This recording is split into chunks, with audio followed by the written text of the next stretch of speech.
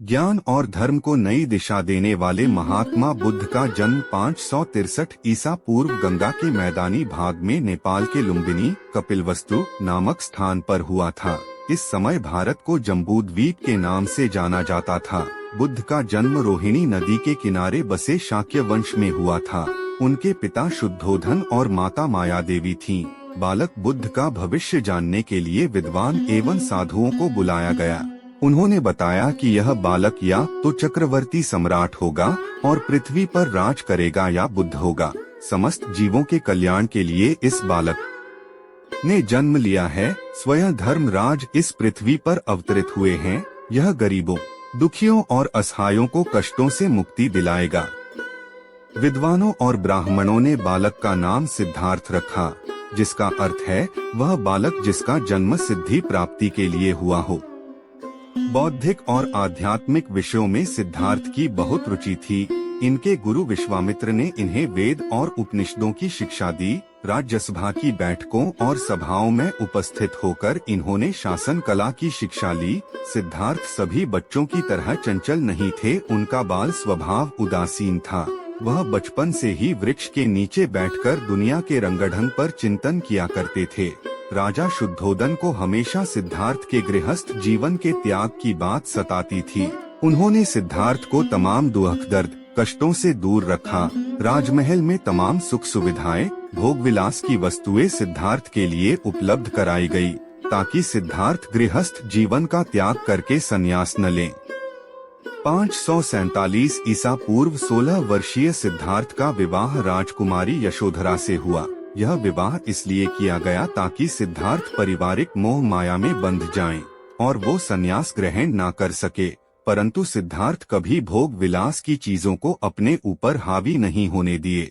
सिद्धार्थ अपनी पत्नी से ढेर सारी ज्ञान की बातें किया करते थे। उनका कहना था कि पूरे संसार में केवल स्त्री ही पुरुष के आत्मा को बांध सकती है। इसी बीच यशोधरा ने पुत्र राहुल को जन्म दिया। सिद्धार्थ महल में रहकर भी वह बाहरी दुनिया के बारे में चिंतन के कारण भोग विलास की चीजों का आनंद उन्हें फीका लगता था तथा पारिवारिक मोह को कभी अपने लक्ष्य प्राप्ति के मध्य नहीं आने दिया।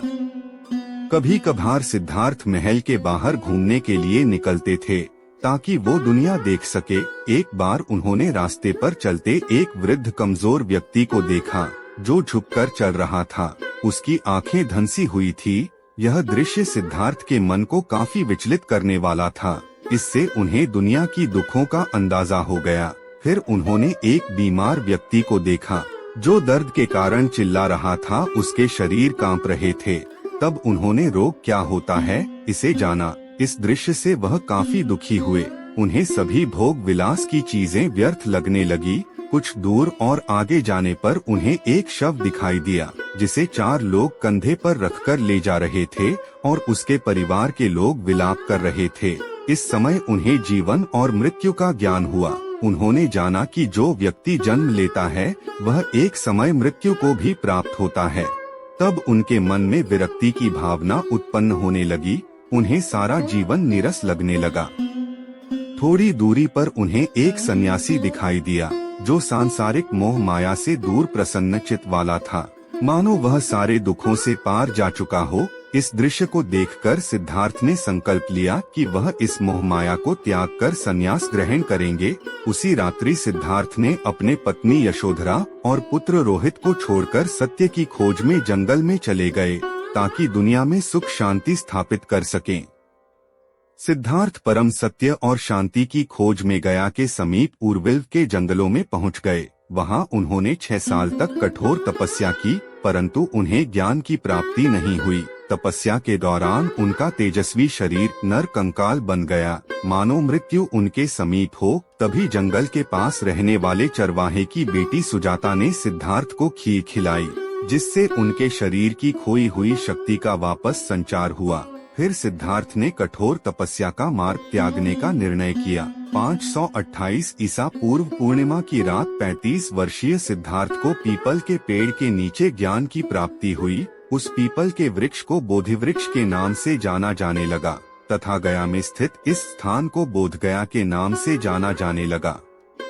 महात्मा बुद्ध का उपदेश मानव जाति के हित के लिए था। उन्होंने अपना पहला उपदेश सारनाथ में दिया तथा वहां 5 मित्रों को अपना अनुयायी बनाया तथा उन्हें भी धर्म के प्रचार के लिए भेज दिया। महात्मा बुद्ध ने सभी दुखों के कारण और निवारण के लिए अष्टांगिक मार्ग बताया तथा तृष्णा, इच्छा या आकांक्षा को सभी दुखों का कारण बताया। महात्मा बुद्ध ने अहिंसा का समर्थन किया, पशु हत्या का विरोध भी किया। महात्मा बुद्ध के उपदेशों का सार।